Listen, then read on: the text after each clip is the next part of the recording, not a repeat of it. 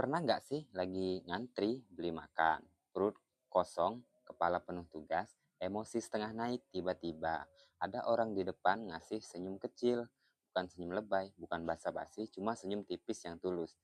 Aneh ya, tapi hati kita jadi lebih enteng kayak beban berkurang beberapa gram.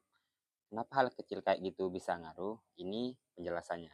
Pertanyaan itu bikin aku kepo, sampai akhirnya aku ngobrol panjang sama ChatGPT atau AI ya, tentang satu buku tua yang sering disebut kalau bahasa Inggrisnya judul aslinya kayak gini, How to Win Friends and Influence People karya Dale Carnegie, yang arti bahasa Indonesianya cara mendapatkan teman dan mempengaruhi orang lain.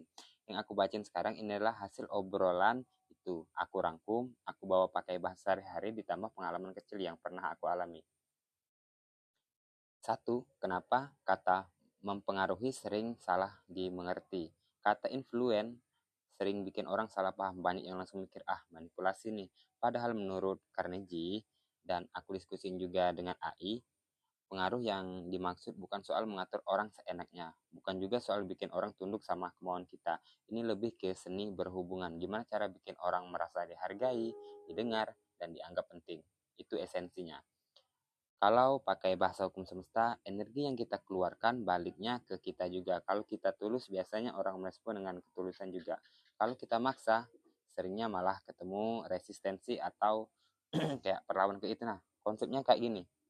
Aku pernah nonton video TikTok kayak orang tua nonton di HP tapi nggak tahu dia nonton apa, tapi tampil ketawa-tawa, dan di kereta itu kan posisinya lagi di kereta lagi banyak orang, tahu-tahu di 10 detik pertama satu orang ikut tersenyum, di 20 detik pertama ada yang mulai tertawa satu persatu, dan di menit kedua langsung di dalam kereta itu suasananya berubah jadi ketawa semua, kurang lebih kayak gitu ya analoginya.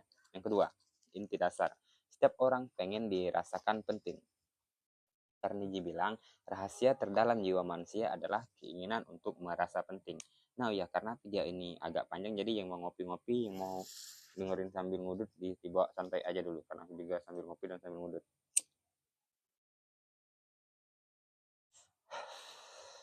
Nah, kita ulang. Rahasia terdalam jiwa manusia adalah keinginan untuk merasa penting. Kalimat ini singkat tapi dalam banget. Kadang kita sibuk pengen terlihat pinter, pengen menang argumen, pengen validasi, padahal yang bikin hubungan hangat itu sering justru hal-hal sederhana, mendengarkan, menyapa, ataupun mengingat nama. Alhamdulillah. Aku ingin maksudnya, aku ingat waktu masih ngekos ada tetangga yang tiap pagi selalu bilang selamat pagi dengan cara yang unik. Bukan sekedar formalitas tapi kayak bilang, hei aku lihat kamu ada maksud dia, bukan hanya formalitas kayak mulutnya aja, tapi juga dari tekstur, gerakan, dan lain udah kelihatan dia memang sedang menyapa. Prinsip-prinsip Carnegie. Daripada ngasih daftar kaku, aku ceritain aja poin-poin utama dari Carnegie dengan analogi dan contoh kecil. Jangan mengkritik, menyalahkan, atau mengeluh. Kritik bikin orang defensif. Neuroscience bilang kritik langsung memicu respon stres. Yang kedua, berikan apresiasi yang tulus, bukan pujian kosong. Puji tulus itu kayak pupuk, nggak kelihatan instan tapi menumbuhkan. Nah, ini aku jelasin dikit. Kayak misalkan apa, kritik tadi kita ada kata-kata, wah kamu hari ini kerjanya bagus tapi, nah setelah kata tapi itu pasti orang akan secara alam bawah sadar atau paradigmanya bikin defensif, wah ini pasti kritikan atau kurang puas. Nah tapi kalau kita ganti kata-kata tapi tadi dengan kata-kata, dan ini hasil aku nonton podcast ya, tapi aku lupa podcast siapa, kurang lebih kayak gini, wah kamu kerjanya tadi bagus, dan jadi kayak gini, wah kerjanya tadi bagus dan alangkah baiknya jika seperti ini. Walaupun narasi dan tujuannya sama, tapi mereka lebih open atau lebih welcome kayak gitu ya. Nah, berikan apresiasi yang tulus itu maksudnya kayak gini ya. Kalau kita langsung kan, prinsip dasar manusia kan setiap orang punya sangat suka dipuji ya. Setiap orang suka pujian. Bukan pujian yang langsung, wah kamu cantik. Wah ini itu bukan soal kata-kata tapi soal kayak kita ngomong sambil senyum, mata sambil ikut senyum, alis ikut senyum, pipi juga ikut senyum. Jadi kayak body language itu juga ikut bergerak ya. Jadi misalkan daripada kita bilang yang kayak template kayak itu, mending kita bilang, kacamatanya itu bagus, beli di mana ya? Kalau misalnya, jadi kita tentang dia, bukan tentang tentang dia tapi yang sudah diperhalus. Lanjut, bangkitkan keinginan orang lain, tunjukkan keuntungan dari sudut pandang mereka, bukan kita. Ini di buku Dale Carnegie adalah kayak cerita anak yang susah makan sayuran. Nah, tapi karena di suatu situasi kan daripada kita mengekang atau menghukum, dia lebih senang dengan pujian atau memang kemauan dia sendiri. Jadi dia ceritanya main sepeda roda 3 dan terus ada yang mengganggu karena mengganggunya lebih besar dari dia. Jadi dia ya jelas ngalah sama ini, tapi dia nggak suka dan egonya bilang kayak gini. Nah, terus pas di rumah makan, orang tuanya bilang karena dia nggak suka sayur, kalau kamu makan sayur terus kayak gini nanti badan lebih besar dan bisa membela diri, kurang lebih kayak gitu. Jadi untuk kedepannya dia makan sayur dengan lahap karena dia mempunyai tujuan dan keinginan sendiri. Tapi kalau kita mengarahkan keinginan tanpa suatu narasi, nanti kayak si anak kecil tadi malah defensif dan menolak. Lanjut, tunjukkan minat yang tulus pada orang lain. Orang bisa bedain mana perhatian asli dan mana basa-basi. Ini bisa kita lihat ya sering di kehidupan kita sehari-hari. Coba direnungkan sedikit dan aku mau rokok dulu. Nah, yang keempat, senyum. Sederhana tapi ilmiah. Senyum tulus. Bisa aktifkan mirror neuron, bikin orang lain ikut merasa hangat. Ini kayak konsep orang senyum, kita ikut senyum, orang sedih ikut sedih, orang tertawa ikut tertawa, kayak di orang tua yang kita nonton TikTok di kereta tadi. Ingat nama seseorang, ini bukan hanya di buku ini, tapi di banyak buku kalau nama seseorang itu kayak kita lebih menghargai ya. Yang juga jadilah pendengar yang baik. Kadang orang lebih butuh didengar daripada diceramahi. Ini kurang lebih kalau relevansinya zaman sekarang adalah kayak misalkan cewek cuman butuh didengar ya, bukan dikasih solusi. Cuman didengar aja sih. Kayak prinsip psikolog kayak gitu, tapi aku bukan psikolog ya. Kurang lebih ya penangkapnya kayak gitu. Dorong orang bicara tentang dirinya. Saat cerita tentang dirinya, otaknya melepaskan dopamin, maka merasa nyaman. Ini kayak mungkin salah satu tekniknya adalah mirror ya. Jadi aku nonton YouTube di namanya channelnya Kuliah Kehidupan kayak gini. Jadi misalkan ada orang, wah, hari ini aku kerjanya lagi capek banget. Hah? Cukup di mirrorin aja capek. Terus nanti dia cerita sepanjang-panjang. Tapi aku senang karena dapat gajinya besar. Wah, besar berapa tuh? Tinggal bilang mirroring aja. Nah, teknik ini sering aku pakai juga di kehidupan sehari-hari. Yang hasilnya, nggak banyak orang yang nggak suka sih, tapi pasti ada aja yang nggak suka. Karena nggak sukanya bukan nggak suka dengan kita, tapi nggak suka dengan rasa dasar iri ya mungkin. Nah, bicara sesuai minat lawan bicara, masuk ke dunia mereka lah, kurang lebih tadi kayak yang tadi ya, ini masih ada relevansinya. Buat orang merasa penting dan lakukan dengan tulus. Tulus-tulus itu maksudnya, jadi kalau kita tulus mencari, benar-benar mencari kelebihan orang itu, kita bisa pikirkannya lebih apa ya, jadi bisa menimbulkan empati kayak gitu. Jangan berdebat untuk menang. Menang debat berarti kalah hati, karena menang dari argumen itu hanya kayak apa namanya itu, kayak ilusi aja sih itu sebenarnya kayak itu. Hormati pendapat orang lain, jangan langsung bilang kamu salah. Mungkin ini konsepnya kayak kata-kata tapi dan tadi, tapi diganti dan diganti tapi kayak gitu. Kalau tapi orang defensif, kalau dan orang lebih welcome.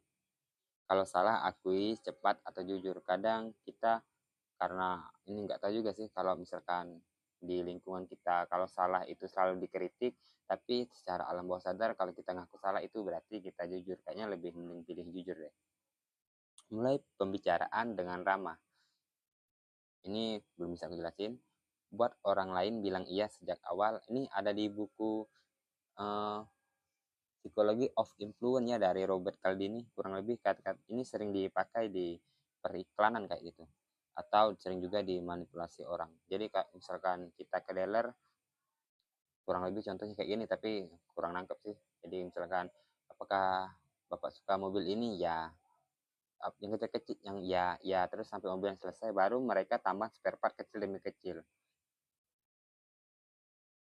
Intinya dia dibilang iya iya dulu, nanti baru habis mereka melemah dan nggak defensif baru kita bisa maju.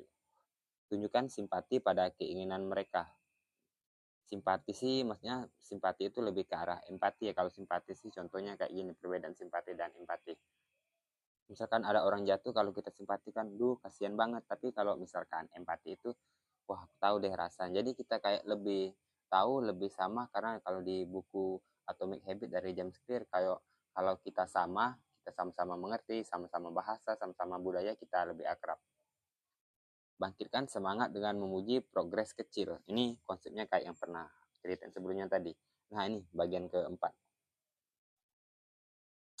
Cerita kecil senyum di warung.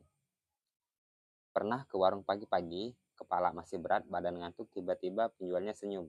Bukan senyum basa-basi, tapi senyum yang bikin mata ikut menyala. Mungkin ini bisa relate kalau kita ada warung langganan ya. Jadi cukup kayak gitu aja konsepnya, apalagi kalau si tukang warung menyebut nama kita.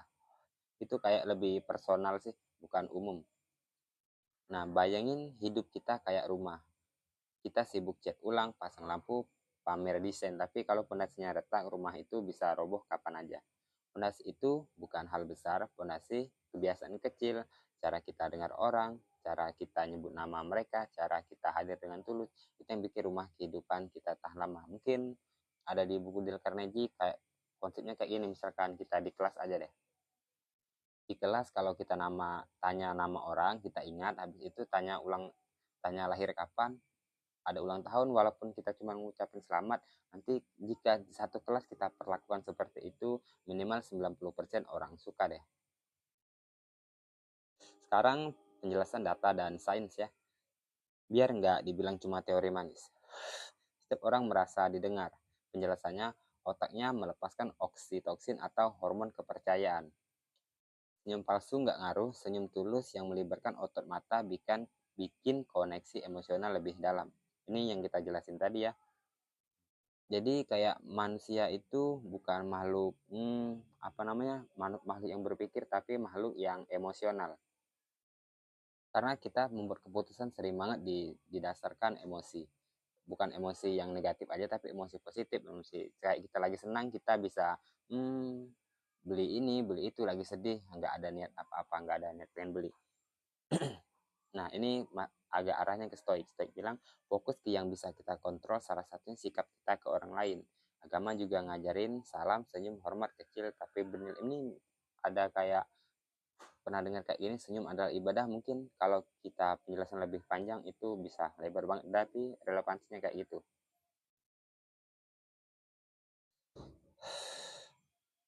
Kalau enggak, ini ada apa ya, eksperimen, kalau mau dicoba juga bisa. Nyebut nama orang pas ngobrol, dengerin tanpa nyela, kasih satu pujian tulus setiap hari. Ini kayak misalkan di kehidupan sehari-hari, orang tua ada yang sering kayak gini. Jadi kalau misalkan ada orang ngobrol kayak apa di pengajian, jadi misalkan ustadznya lagi ngomong, kita cukup ngangguk-ngangguk aja, itu udah bikin ustadznya lebih semangat lagi. Kayak lebih ngerasa didengerin kayak gitu. Tantangan ego dan malu. Bentar, ini ponakan aku nangis, aku pindah dulu ya. Itu ada orang tuanya. Jujur susah, ego sering nahan, rasa malu juga kadang bikin kita mundur. Kita mikir, kalau aku mulai duluan nanti diejek nggak ya? Padahal kenyataannya banyak orang terlalu sibuk dengan dirinya sendiri. Senyum duluan nggak bikin rugi apa-apa. Kalau nggak dibalas ya ya udah. Ini kayak di stoik ya. Itu kan tentang orang lain, kita nggak bisa merubah orang lain. Kalau dibalas kita dapat koneksi baru. Setidaknya kayak mempererat sedikit demi sedikit sih.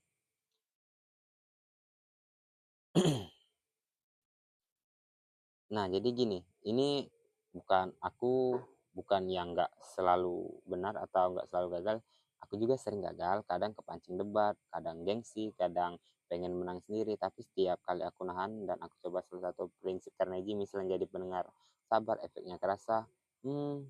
Kadang sih ada hasil yang kadang orang malah ngerasa lebih tinggi, tapi setidaknya itu kayak analogi kayak gini, daripada kita melawan anjing sampai bunuhnya pun kita masih ada bekas luka di gigi, jadi kita mending hindarin aja. Itu kata-katanya sebenarnya kalau distrukturin bagus-bagus, tapi aku ingatnya cuma nggak terlalu bagus sih. Lanjut ke 12. Kuncinya pengulangan. Kebiasaan kecil kalau diulang lama-lama jadi jalur otomatis di otak. Itu mungkin lebih tepatnya katanya paradigma ya. Neuroplastisitas bekerja. Nah, neuroplastisitas ini adalah kayak saraf di otak yang kayak kerjanya kayak di otot ya. Jadi kalau misalkan kita terus ulang-ulang lama-lama otot kita besar, tapi di awalnya memang nggak nyaman sih. Konsepnya neuroplastisitas juga kayak gitu. Itu juga bisa membentuk karakter sosial baru.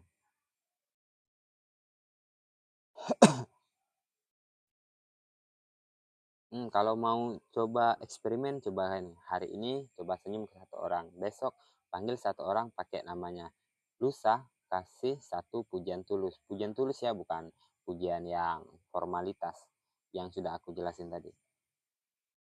Nah, kalau kita hasil renung kayak gini, hubungan manusia bukan soal trik besar, bukan soal pidato panjang. Kadang yang paling tahan lama datang dari yang paling sederhana. Senyum, sapaan, pujian tulus. Ingat ya, kuncinya itu tulus. Karena tulus, kalau tulus itu di buku Carnegie itu kayak gini. Jadi dia ada contoh kayak misalkan, ini aku lupa contohnya kayak gimana, tapi esensinya kayak gini. Jadi kayak misalkan aku ketemu orang baru, kayak misalkan orang itu kan lagi bad mood sama kerjanya terus menerus, terus mukanya kusut banget, tapi aku pikir aku cari kelebihan atau yang pas. Kan setiap kita sama orang kan ada kelebihan dan kekurangan masing-masing. Nah, kita sebutin aja kelebihan, kayak di contoh buku Dale Carnegie itu kayak gini, wah rambut bapak bagus banget kok kayak gitu. Terus si bapaknya jawab, wah iya sih biasa aja kok. Dia merendah tapi dengan senyum, yang artinya walaupun kayak dia ngomong biasa aja tapi hatinya senyang, senang. Nah, aku pengen dengar juga cerita kamu, kapan terakhir kali kamu merasa dihargai lewat tindakan kecil orang lain, atau kapan kamu kasih hal kecil ke orang, tapi ternyata dampaknya gede. Tulis di komentar biar kita bisa belajar bareng dari pengalaman nyata. Dan kalau kamu merasa cerita ini bermanfaat, jangan lupa buat channel ini biar terus subscribe, like, komen, dan share. Ini adalah naskah hasil obrolan aku sama artificial intelligence tentang buku Dale Carnegie. Aku rangkum, aku kasih sentuhan pengalaman pribadi, dan aku bagikan lagi di sini. Terima kasih yang sudah dengerin. Semoga satu senyum kecil yang kamu kasih hari ini entah ke siapa bisa balik jadi cahaya buat kamu juga. Thank you.